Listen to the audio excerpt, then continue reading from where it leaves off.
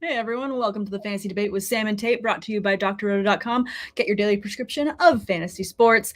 Tate, how are you? We've got another week that just won't cool down. Free agency is all fire all the time. It feels like every day we're getting a new notification that's causing me to second guess every dynasty move. How are you handling all this? Samantha, apparently the National Football League has turned into a redraft format in fantasy leagues because I have we ever had an offseason where this many marquee guys in their prime, or even some of which are entering their prime, have been on the move? This is nuts. No, I really don't think that we've had a free agency like this. I feel like it's very unprecedented, but I was listening to another podcast, and I'm going to blank on the name because I'm terrible and it's towards the end of the week, so I've got no brain right now. But they were talking about how this season and before years past, like, we've got a lot of very young general managers that are in the league right now. So I could see a lot of young guns kind of going out there doing the no risk it, no biscuit mantra in terms of trying to keep the owners happy, but also trying to mix it up in order to find the right formula to get yourself to a championship. We saw the Bengals get to the Super Bowl last year with a terrible offensive line, but got there because they had an amazing rookie in Joe Burrow, and he was able to reset the history books there in Cincinnati. And you looked at the Rams making moves, making big trades to get Stafford, and then getting to the Super Bowl with that. So I think a lot of teams are looking at these moves thinking, you know what, if I'm 2 moves away, 3 moves away, let's spend the money and let's get ourselves a championship. Well, I just watched Aladdin not that long ago. I'm talking about the OG version back from 1993. Of course. You got a friend in me. Anyway, what I was already kind of thinking, though, is that this is a whole new world, a whole new NFL, so to say, because we used to see for a while that teams would hold on to those first round picks like they were, automatically coveted future superstars in the National Football League. Now we see 2 years in a row, right? The Tampa Bay Buccaneers, they didn't give up any draft capital to get Tom Brady, but what they did is they landed the big free agent, the big fish, and then everybody wanted to come play there. And the GM, Jason Light, there in Tampa Bay, went ahead and went all in along with his veteran quarterback, decided to push his chips to the center. They won a Super Bowl, right? Then we kind of see a copycat move by Sean McVay in this NFL offseason.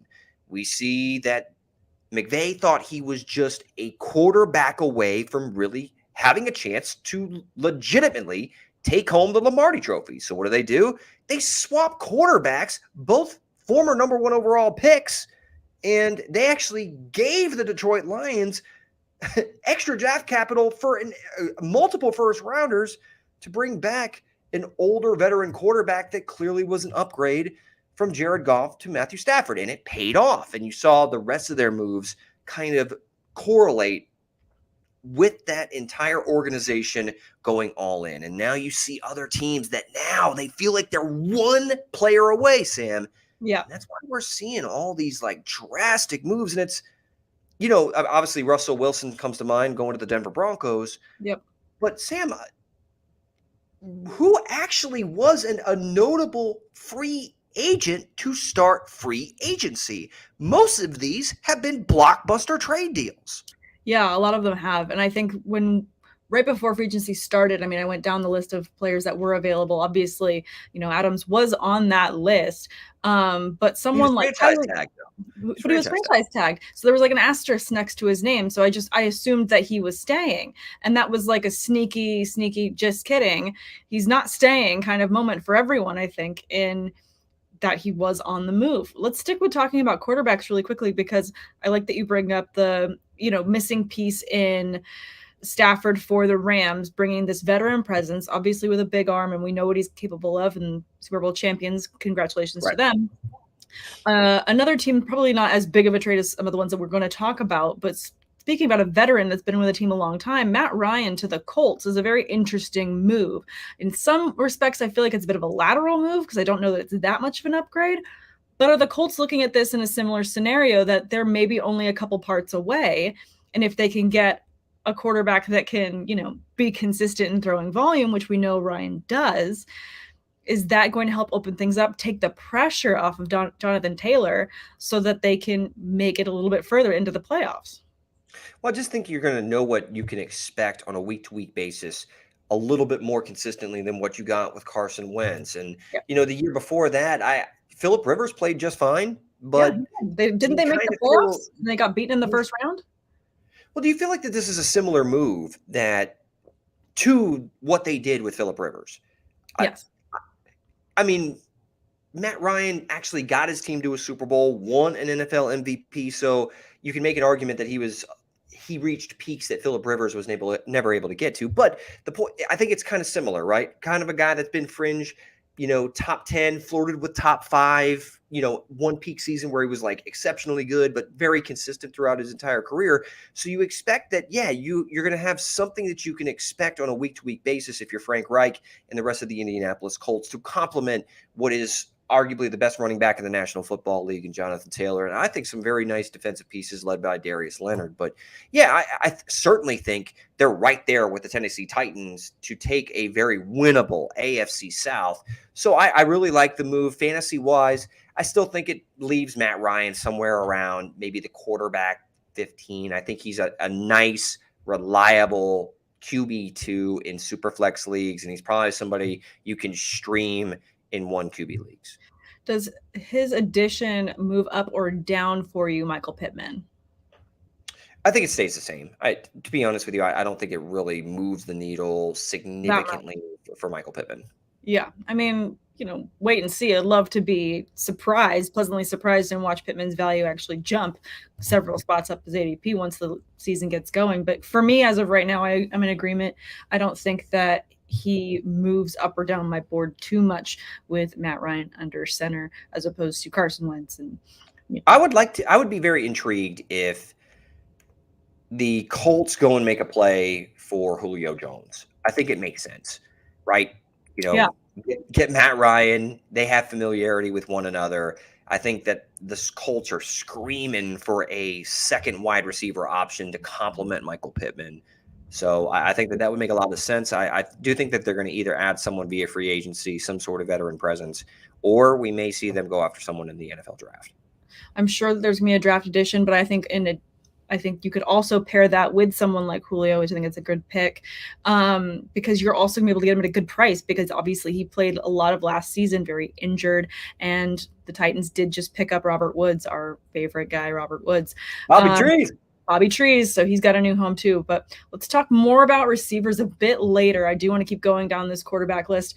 Deshaun Watson to the Browns, a team that did not seem like it was on the fringe or even in the conversation when this talks about the trades first started. And then it was this back and forth between Baker and the Browns in social media, and Baker coming out and saying basically a lovely goodbye letter to the fans, and then requesting a trade, and the Browns denying him that trade. And then what felt like a half second later, the notification came through that the Browns signed Deshaun Watson. To what, the largest amount of guaranteed money in NFL history? Yeah. Wow. Yeah. So big slap in the face to Baker all last week. Where do you see Baker landing? Because obviously, unless the Browns just want to absolutely pull one over on him and keep him cozy on the bench all season long, can't imagine them doing it. And especially with so many other teams that are probably still quarterback hungry, talking about the Falcons, as they just lost Matt Ryan, another team that could definitely use a quarterback. Do you see him going anywhere like the Falcons? Is there anywhere else that you like to see him?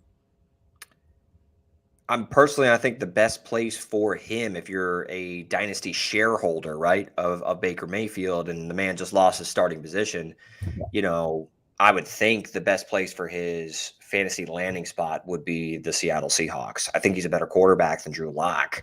And that's not – I'm not a big Drew Lock truther by any means, but I think if you were to have an open competition between the two, I would imagine that Baker Mayfield would probably be able to win that competition. But it doesn't seem like the Seahawks are interested in trading for Baker Mayfield. So I honestly, Sam, I think it's something where he's just going to, a former number 1 overall pick who brought the team their first playoff win in the franchise's like 20-year history, like, or at least the recent history anyway, is going to be available like on the open market just like that.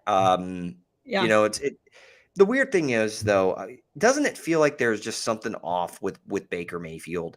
Like, I don't know, you're obviously you watch a lot more Browns football given that they're in your division, and I do keep my eye on the Browns and everything of that nature, but I don't know, there's something that felt amiss because on paper Deshaun Watson, by the way, he's probably still going to, I imagine the NFL should probably still suspend him. I mean, I'm not making these decisions, but, I imagine he's probably still going to be facing some sort of league discipline from whatever their investigations find into the whole situation. We don't have to go into that, but with Deshaun Watson now, and I do think he's an upgrade on the football field, sheerly on the football field compared to what Baker Mayfield gives them,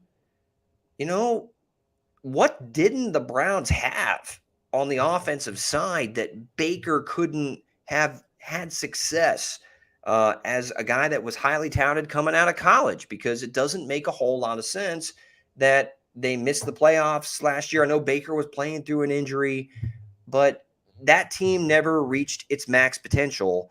And you got to think that a lot of it has to do with maybe just the immaturity. And it also seemed kind of weird, Sam, that he kind of had like a social media. He went straight to social media as soon as he found out his team was interested in Deshaun Watson and demanded a trade. Like, I'm not going to say I'm going to call him mentally weak. He's somebody that plays the game and probably accomplished what he's accomplished in the sport by playing with a chip on his shoulder. Yeah. And he had his feelings probably hurt and devastated that, a team in a city that he's given so much to is like automatically courting somebody else publicly. But Yeah. it just feels like there's a maturity level with Baker Mayfield that I'm not going to say is like apples to apples with Jameis Winston, but there's talent there, but there's Mhm. something missing as far as like the consistency and maturity that I think NFL teams are a little scared to invest in. Yeah, I hear that. Also, can't forget that he was dealing with multiple injuries all last season long and was still playing through all of them. So, that Right. on its own. And obviously, I know that, it wasn't just the injuries this past year, but there have been moments where it seems like he's choked or missed a beat at a game that took them out of contention. So I get that as well. I think that for Baker, I do feel like there is still talent there once he gets healthy and back again. We've seen a lot of other quarterbacks come back from what felt like the dead. Ryan Tannehill was someone that, did not make a roster even if you had 2 QB leagues where he was at previously, and then he ended up with the Titans and found a lot of success with them. I think maybe a new system, completely new start could be really good for Baker. I just hope it's the right team that gets him. Other teams that I know are still, looking for a quarterback. The Carolina Panthers are still looking because they're not convinced by Sam Darnold and Cam Newton and that combination. So I can imagine that they could have interest. I like Seahawks going with him as well. I'm going to throw the New York Giants out there because do we really think that Danny Dimes has it? I don't even want to call him Danny Dimes. Well, look, I don't think that you're wrong by bringing up the teams that you just brought up. The New York Giants did sign Tyrod Taylor.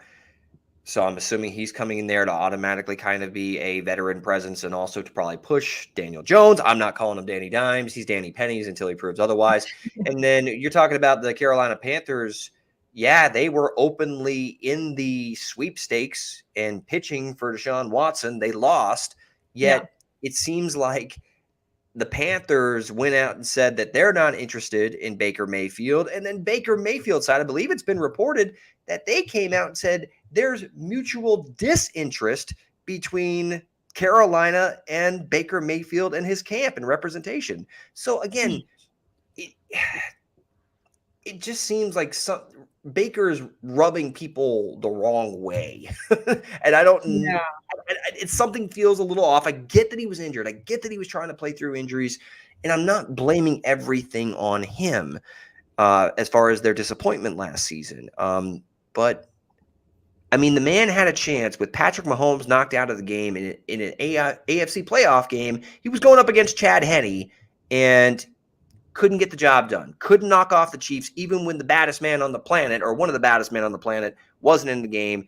It does feel like there was a host of missed opportunities and what if type of moments left on the table with Baker Mayfield under center in Cleveland.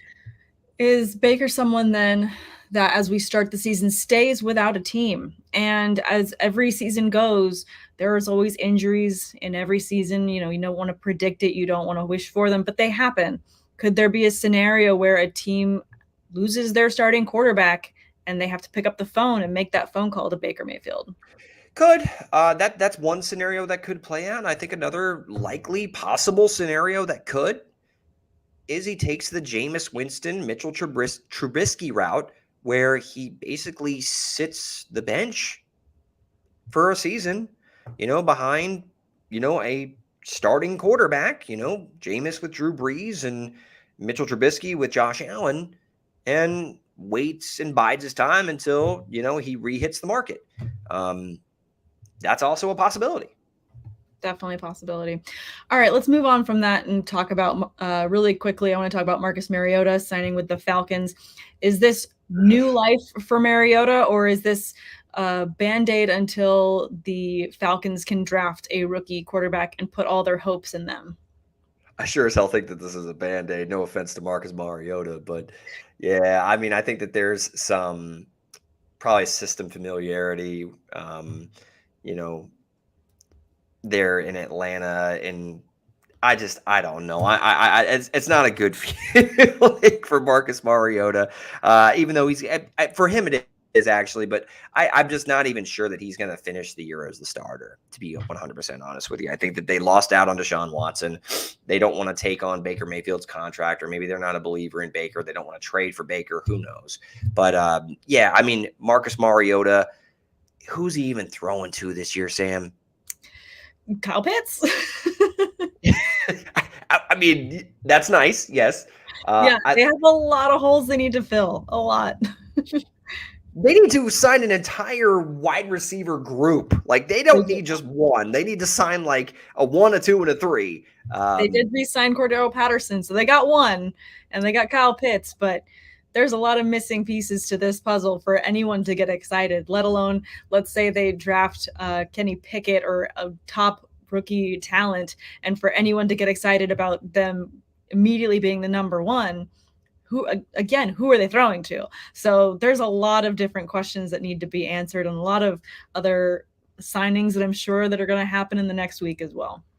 Patterson actually plays running back, I think, now. No, I'm kidding.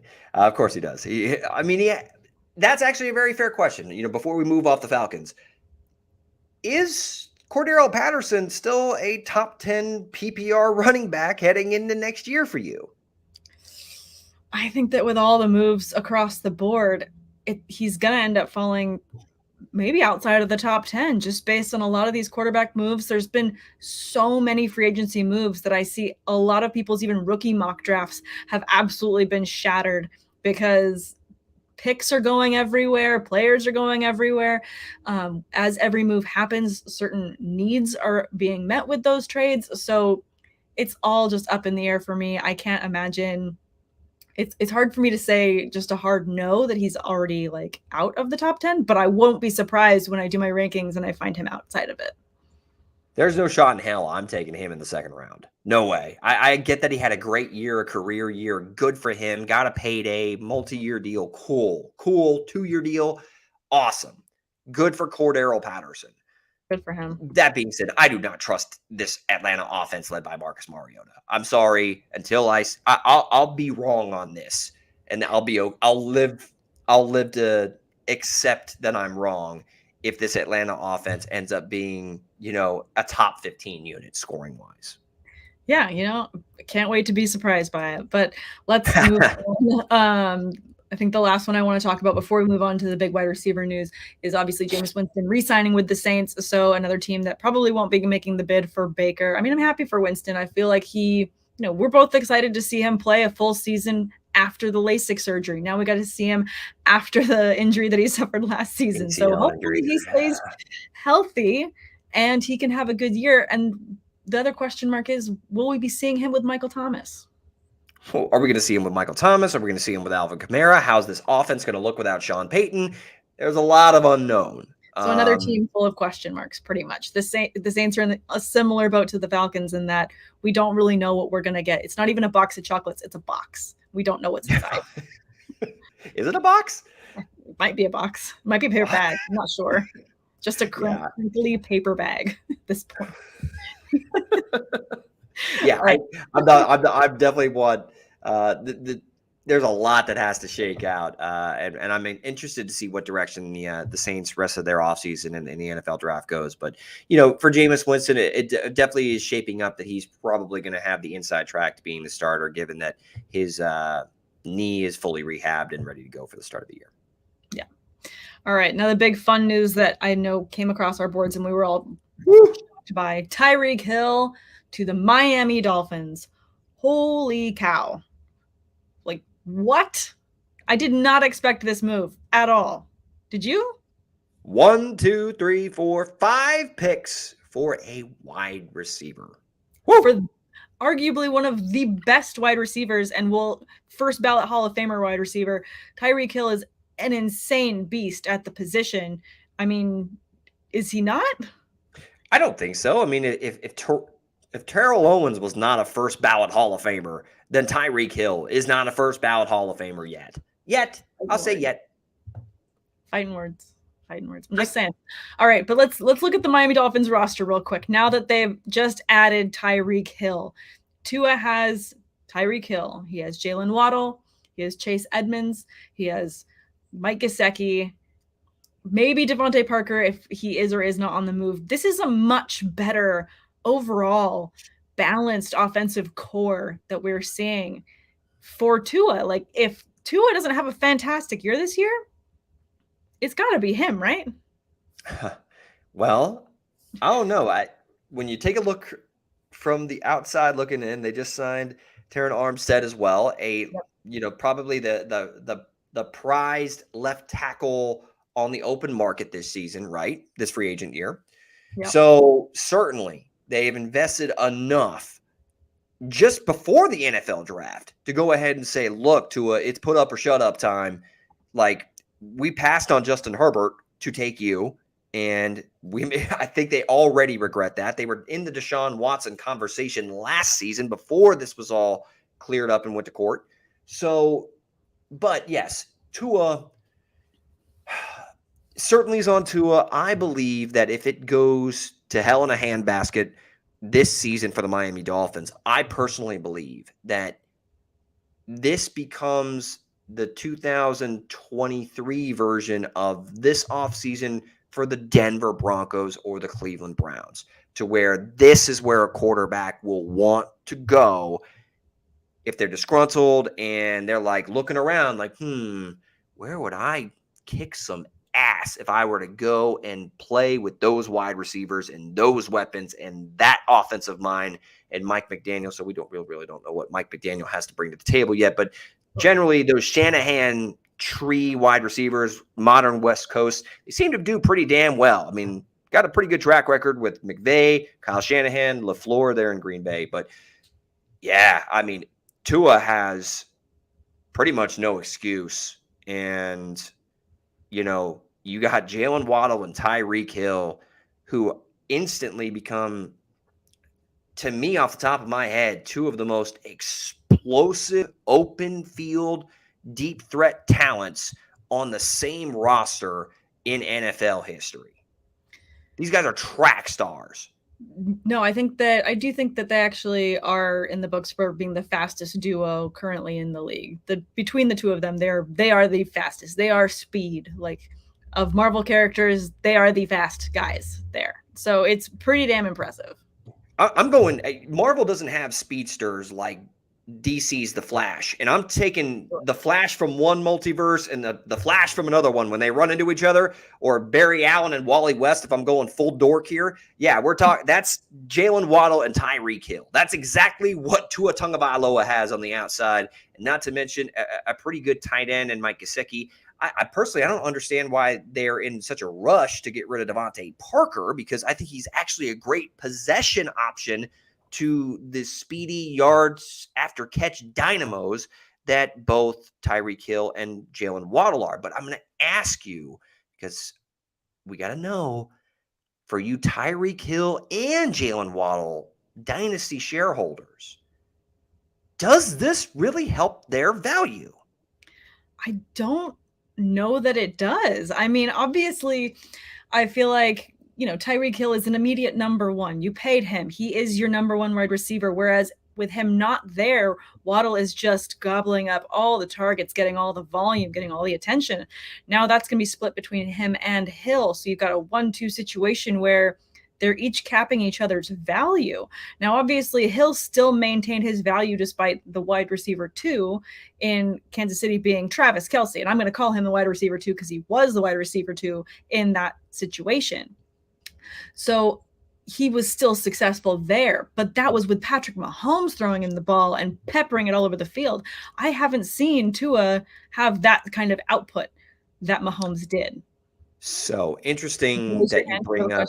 No. I'm raising my hand like, in a Zoom meeting. I guess you can like kind of push the button where it says, Derek Tate has a question or raised his hand. So sorry for you folks that are just listening via audio. Point being, I have a point or a question to ask you. I'll say it's a point because you mentioned Travis Kelce being the running mate of Tyreek Hill there in Kansas City with Patrick Mahomes, throwing seeds all over the football field. Yeah. They complemented each other perfectly. They did. Like Kelce worked the middle of the field and was a matchup nightmare against linebackers, safeties, but he took care of so much of the dirty work in the middle of the football field, intermediate routes. He could do it all. Travis Kelce is one of the best tight ends that's ever played the game, arguably the best ever. But Tyreek Hill, was just such a perfect speed-demon complement that opened things up for Travis Kelce, and it was a pick your poison with Patrick Mahomes pulling the trigger. You flip the coin, though. I mean, like, you're removing so many of those explosive plays for Tyreek Hill. I know he's great after the catch. I mean, he's constantly among the top 10 at yards after reception year after year after year because you can get him the ball anywhere, and he's a threat to score, whether it's a slip screen, bubble screen, a quick slant, whatever, or he can torch you deep. But when you look at him going now to play with Tua Tagovailoa, you just look at the difference between Mahomes and Tua and their aggressiveness pushing the football down the field. I mean, yards per attempt, and I'm not. There's some noise in these numbers, but Mahomes was 6th last year, 7.6 yards per attempt. Tua was 25th, 6.8. You look at the year before that, Mahomes was 5th. Tua was 32nd. Passes thrown 20 yards past the line of scrimmage. Mahomes was 7th in 2021, and Mahomes was 5th in 2020. Tua, 30th last season with Jalen Waddle on the team, and then 29th. And you mentioned Travis Kelce being that running mate with Tyreek Hill. Tyreek Hill and Jalen Waddle have pretty damn similar skill sets. It's like that Spider-Man meme where they're pointing at each other. Like, yes, even their size is like, I think I'm just looking at their stats now, exact same height difference in weight of about 3 pounds. Like they are very, very close. I mean, had this been a scenario where you've got a very big difference in size, then I would say, okay, there's clear roles here that each of them will play. Yes, but that is not the case here. You've got two super similar guys, and I agree with you. I think that they're going to eat into each other's value, and I think that this hurts a lot of Tyreek Hill dynasty owners. So Waddle saw 140 targets last year. Where do you think he gets this year? He'll be lucky to get 70. Well, I don't know about that. That's real. Too far? That's Too far? really light. I went too far. I would say it jumps more around like the 100 110 range. I mean, So then that's how where many are personally Tyreek Hill gonna get? probably right around there. I mean, probably maybe a little bit more. I mean, So you see you know, I'd Tua's probably output I'd say Tyreek Hill's double? probably the better. Tyreek Hill to me is still the better player at this very moment. But again, Sam, when we're talking about what makes Tyreek Hill special, it's not that I'm not just saying he's just a pure burner. I mean, he does so much more than that. And I think he's stronger than people give him credit for. He breaks more tackles through contact for a guy his size than you would expect. But, he is at the end of the day, his weapon is the revolutionary speed that we've never seen on a football field before, right?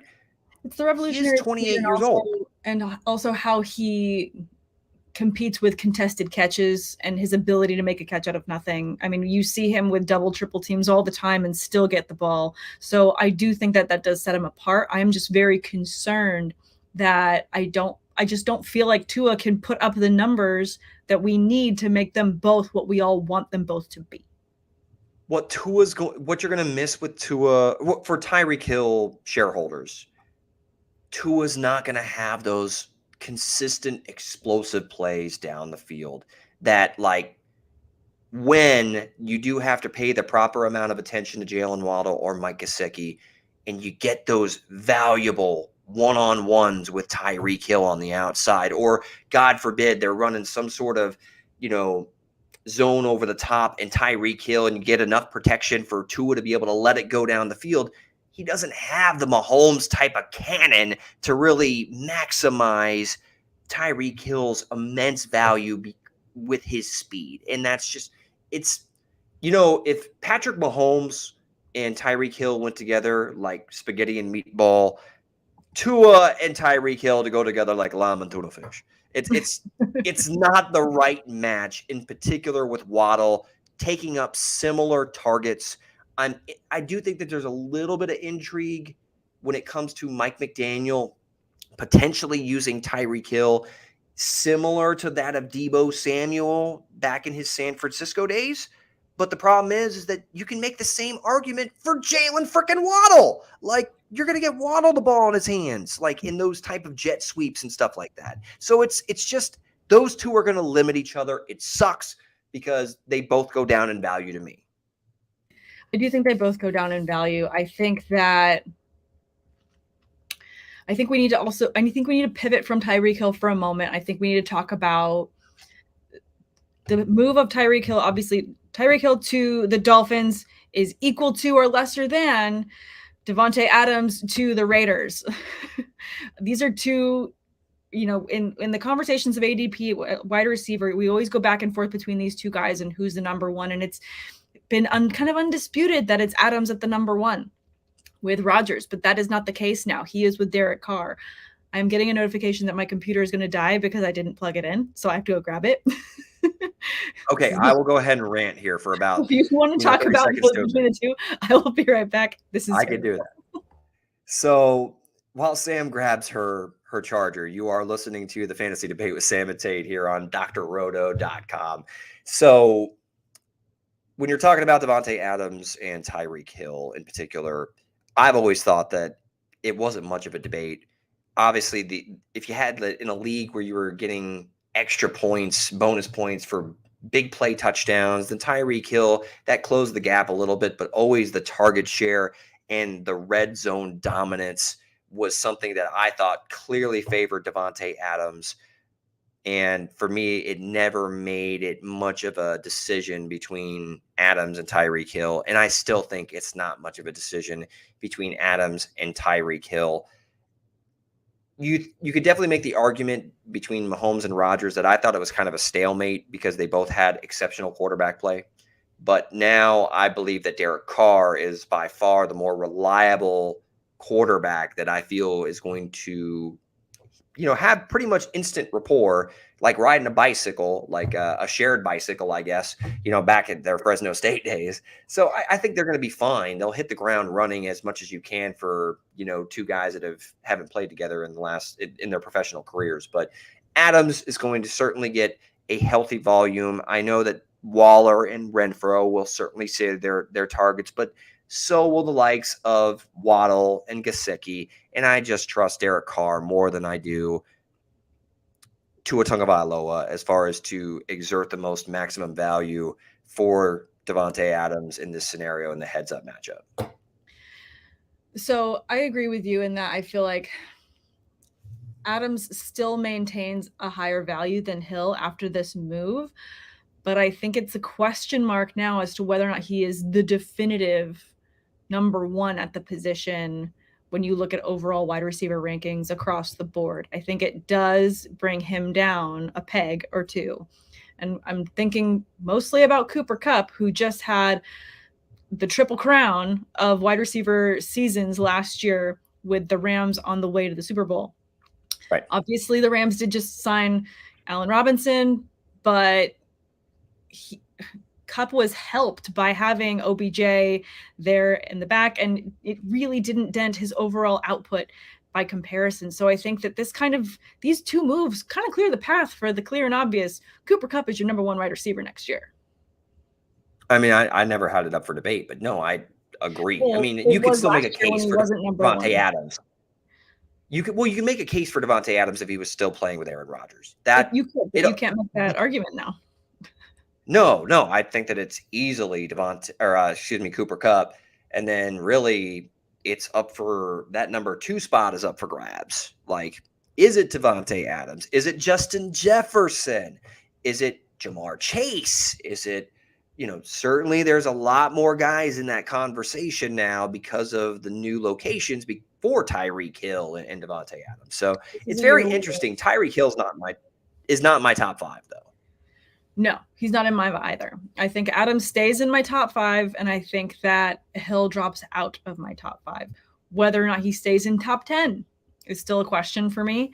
I feel like that's probably a little bit too early to say because obviously we don't know how they're all going to play nicely together. But I do feel like this hurts his overall value in terms of if you were doing redraft right now. If you're starting a dynasty league right now, it hurts his value as well. Between the two, I'd still rather have Adams because, yes, he does have that rapport with Derek Carr from their college days. And I think that the Raiders are trying to get that lightning in the bottle that the Bengals got with Burrow and Chase having their counterparts together on that team. Power team made a Super Bowl with this same formula. So, and arguably, Adams has the immense veteran presence that he does and that he's been there with Rodgers before, and he knows exactly what he's doing and won't choke or have any kind of yips or question marks in the preseason whether or not he can catch a ball. He doesn't have to worry about that. He's Adams. We know what he can do. So I think he stays in the top 5. I think Hill drops out. And I think that Cooper Kupp is, now the new pinnacle of the tier. And then those other spots are definitely up for grabs. This is a year where our rankings are going to take a big shift and a big tumble due to all of these crazy free agency moves. I feel like there are some times where this happens in fantasy where 2 to 3 years in a row, it's kind of 1, 2, 3, 1, 2, 3 at certain positions for certain players. This is a year where it's going to have that earthquake shift of this didn't look like how it did last year, and it's going to be a big shift for everyone. It's a seismic shift. And we're going to – it's interesting to see, where, post-hype guys land. I mean, it's just going to be this is why I love fantasy football because you have so much fluidity and change and analysis that goes into it and projecting. And, this is what we do. And, the only guy that it feels like in the top 3 at the wide receiver position or top 5 that isn't having a serious shakeup, it does feel like Cooper Kupp. It makes that, if you're the first guy to take a wide receiver, I think your decision's easy. After that, I'm still going running back early because those other wide receivers, you can make a case for guys like 2 through 7 that any of them could be number 2. I definitely agree with that. Let's shift and talk about the Kansas City Chiefs that are now without Tyreek Hill and having to find a solution there. They signed Marquez Scantling. They signed Juju Smith-Schuster. I love him. But besides those two, I don't want to ask which of them becomes the wide receiver 1 because I think they both do well in the wide receiver 2 position. Does this just boost Travis Kelce to definitive number one tight end? Because to me, looking at how the splits were in years past, he is now their number one wide receiver. Well, I definitely think that he's the most valuable pass catcher.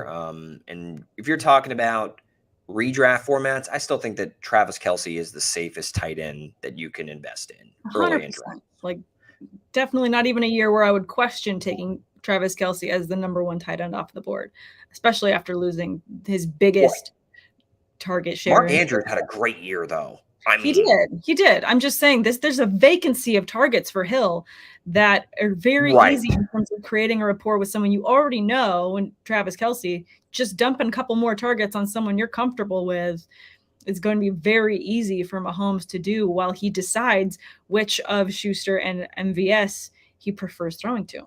The only thing that makes me a little concerned about the whole target share just adjusting or Kelce getting a bigger chunk. Tyreek Hill did a lot as far as opening things up for Kelce to work underneath, and he's not there anymore. So, I mean, Juju, God forbid, he's a great complementary wide receiver. He's not the focal point of a passing attack in the National Football League. I don't like saying that, but I thought that he was going to be a great third option to Kelce and Tyreek Hill. Now he kind of is probably the number one wide receiver, and then MVS is a nice, guy that can take the top off of a defense. But I mean, I don't. If the Packers thought he was that great, why'd they let him go after Devontae Adams just got traded? Like, Yeah. Anyway, so yeah, no, Kelce's still the guy that I'm taking first off the board, even though Andrews had a great year, and Kelce's a year older, but as long as he's still showing that he can put up the numbers that he put up last year, I'm still taking Travis Kelce until the wheels fall off.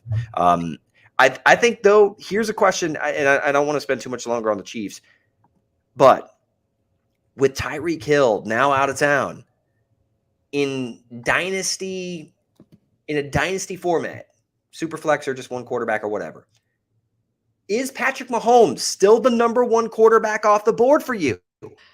Ooh, he's not for me this year. I mean, we saw that he was mortal this past season. We saw a lot of problems come up that hindered him all year. And it just in terms of consistency, he wasn't his normal self this past season compared to the year before. There were weak games that were confusing. That seemed like he was being a bit cavalier with his no-look passes that would be interceptions. He just missed a couple beats. So for me, I would much rather have someone a la Josh Allen, number one off the board. Give me them running yards, give me all of that speed that he has and all the extra air yards that you get. I just love that, that passing group that he has. I feel like I would rather have that, knowing what it is and knowing that the Bills are absolutely not going to stop in terms of having their foot on the gas to get back to the playoffs next year. I would rather have Josh Allen than Mahomes. Losing Hill just adds one more reason why, for me, I would rather have Allen off the board first. So you make an interesting point about Josh Allen's rushing capabilities as far as like a reason why you would go over Patrick Mahomes. And we're talking about dynasty, right? I mean, that's where I was kind of prefacing that. But Allen, his development as a passer has been remarkable, far more than I expected him entering the NFL. I thought he was always going to be kind of like a version of Cam Newton at best case scenario. I think he's miles ahead of what Cam ever was as a pure passer. I think the past 2 seasons have kind of proven that. Like, he not only did he do it like Cam did it for 1 year at an MVP level, and then was never really the same, reached those heights again. Like Josh Allen's done it 2 years in a row. Mahomes, though, I mean, he had a moment and kind of a stretch where he struggled, kind of like because the NFL is a copycat league, right? The Bucs kind of threw something at him in the Super Bowl that had some level of success, and he saw a lot of 2 deep safety looks to start the year, and it kind of frustrated him because he was, I think, pressing and trying to make superhero type throws on too often of a basis. When he started settled down and kind of picked defenses apart, he looked more like the Patrick Mahomes that we're used to, and he finishes the quarterback for a second straight season. And, I still think that Mahomes is going to be great, but I do wonder what the production is going to look like and what the offense in general is going to look like without that speed, the fastest guy on the field, without the fastest guy in the league to threaten and open everything up for everybody else. Does that affect the Chiefs and how this offense operates on a consistent basis? I still think you're going to have those big Mahomes games where he blows up and throws for 400 yards and 5 touchdowns. But are there those games where they struggled a little bit more? Are they going to be a little bit more consistent for Mahomes and the rest of this offense while they figure out life post Tyreek Hill? I think it's going to change a lot, and it's going to change the way, obviously, that defenses go after the Chiefs. I mean, they had to be concerned at all levels of the field because of Tyreek Hill, because as you covered up front too quickly, you just left all kinds of space for Hill to dominate. So you had to spread yourself thin on defense in order to cover every single weapon. Teams aren't going to have to do that with the level of speed you're getting from the current pass catchers. They're just not going to have to do that. So someone else is going to have to step up. And I just wonder, in this core of offensive players, who is going to be the one to step up that's going to break out? And I think that's the main question mark here. Are we going to see Mahomes get blitzed more? Our team's going to be a little bit braver when it comes to trying to challenge him now because they're not worried about getting torched by Tyreek in one-on-one coverage. Yeah. So we'll see. But I actually agree with you. Josh Allen is my QB1 in Dynasty, and I can't believe I'm saying that. And it's really damn close between Mahomes, Justin Herbert, and Joe Burrow for me. And some other folks may have Kyler Murray up there. That's totally fine. Lamar Jackson too. Like the league is loaded with young stud quarterbacks. But I'm just saying my personal guys are. I mean, I'm a big Joe Burrow guy. Justin Herbert's been great, and but yeah, I mean, Kyler Murray's up there. I just hate his contract situation. That's the only thing that's making me. Otherwise, I'd have Kyler at 3. Yeah, it's contract weirded me out. Yeah, I think. One for me, easy goes to Josh Allen, and everything else is kind of, you can make an argument back and forth. I feel like when I finish my rankings, I feel like Joe Burrow is going to be sitting there at number 2, and I'm not going to feel bad about it, even with that right behind me. It's going to, it's going to sting a little bit, but also, you hate the player, you hate the game. I just love the game. Like, I just give me more good, amazing fantasy football. Give me more rookies. Give me more amazing stuff to eat into. What other free agents do you want to quickly cover before we wrap up for today? Leonard Fournette going back to the Buccaneers. We have to wait to see how the draft plays out. But as how their roster is currently, I still think that Leonard Fournette's a top 10 PPR running back this year. In particular with, I think Ronald Jones is coming back. So, Leonard Fournette, that's definitely notable. Other notable situations, Amari Cooper now paired with Deshaun Watson. He's probably going to see a very healthy target share. Cooper kind of flirts with that 15 to 20 wide receiver range for me. So his move to Dallas isn't move from Dallas to Cleveland isn't as bad as I originally thought when I thought Baker was going to be quarterback there. So we just don't know how long Deshaun Watson's going to be potentially disciplined by the league. But and then is there anybody else I'm kind of forgetting? I know we covered a lot today. No, I think that's pretty much all I have time in my head for. I mean, we've got so much other stuff that we're going to be leading into as we get closer and closer to the draft, more free agency to talk about. So please tune in next week for all of that fun stuff. But yeah, I mean, I think that's pretty much going to cover it for today. Unless, like last week, the Deshaun Watson news came in on a Friday. I think that means that every time we do an episode, Tate, you and I just have to be on top of our notifications on Friday morning to make sure to see what we missed. Right. No, I'm with you there. So, I'm going to have to check the interwebs. Like, isn't that what I'm supposed to be doing anyway? I mean, you're better on Twitter than I am, and it's not even close. Thanks for making me look bad. You're welcome. All right. Thank you guys so much for listening to the Fantasy Debate with Sam and Tate. Check out all the other content, seasonal and DFS tools, as well as premium access to our staff for all your fantasy sports questions in the members-only Discord right here at drrow.com. Have a wonderful weekend. Tate, I'll let you take us out. I mean, this one's pretty simple. Till next time, everybody. Later, says the Tater. Have a good one, guys.